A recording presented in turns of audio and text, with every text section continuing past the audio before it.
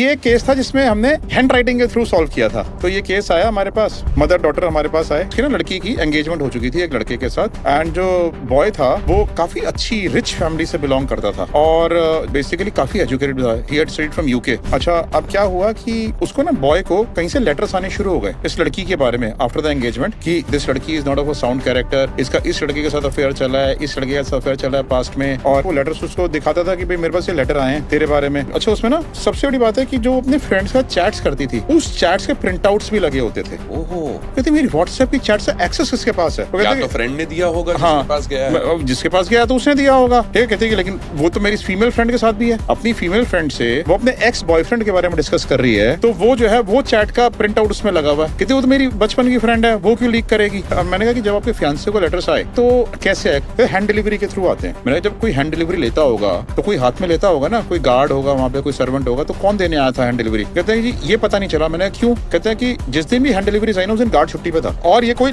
Box में डाल के चला गया। मैंने कहा कि वहाँ पर कोई सीसीटीवी कैमरास वगैरह लगे हुए? कहते हैं कि हाँ सीसीटीवी कैमरा लगे हुए, लेकिन सीसीटीवी कैमरा फंक्शनिंग नहीं थे। तो मैंने कहा कि बड़ा स्ट्रेंज सा केस है। खैर, हमने क्या किया, हमने कहा कि आप ना हमारे वो सारी लिस्ट दो। अब उसने सारे जितने भी उसके बॉयफ्रेंड्स रहे उनकी उसने लिस्ट दी, तो हमने सबके ऊपर इन्वेस्टिगेशन करी, सबके एड्रेसेस फाइंड आउट किए, मोबाइल नंबर्स फाइंड आउट किए, सबके ऊपर इन्वेस्टिगेशन करी। तो हमने देखा कि सब अपनी अपनी लाइफ में सेटल्ड हैं और हमारे लिए बड़ा कंफ्यूजिंग क्लोज एंडेड केस हो गया। यार इसमें कुछ मिल तो रहा नहीं है इस केस के अंदर, क्या करें? तो हमने ना इसको ये बोला कि जो लेटर्स आते हैं उसके पास, ठीक है, आप लेटर्स की कॉपी है आपके पास? कहते हैं कि हाँ लेटर्स की कॉपी है मेरे पास। तो उसने हम लेटर्स की कॉपी दे दी। वो ना हैंड रिटन लेटर्स थे, ठीक है। अब एक हमारे को जो कुछ और क्लू नहीं मिल रहा था तो हम उस लड़के का बैकग्राउंड चेक करना शुरू कर दिया था। तो अब हमने जो है उस लड़के के ऊपर जब इन्वेस्टिगेशन करी, हमने कहा आपके पास कोई हैंड राइटिंग है इस लड़के की? तो उसने ग्रीटिंग कार्ड्स ला के देती उस लड़के के जो उसको देता था हैंड राइटिंग से। अब जो हमारे फॉरेंसिक एक्सपर्ट थे, ठीक है, सो हमने कहा कि तू ना इसकी हैंड राइटिंग मैच कर, दोनों की जो लेटर आए हैं उसके हैं और जो उसमें गए हैं। हैंड राइटिंग में अपेरेंटली कैरेक्टर्स कुछ ही मैच नहीं कर रहे थे, ठीक है, लेकिन जब उसने डीप एनालिसिस किया तो उसका पता डिस्कवरी क्या निकली? कहते कि सर जो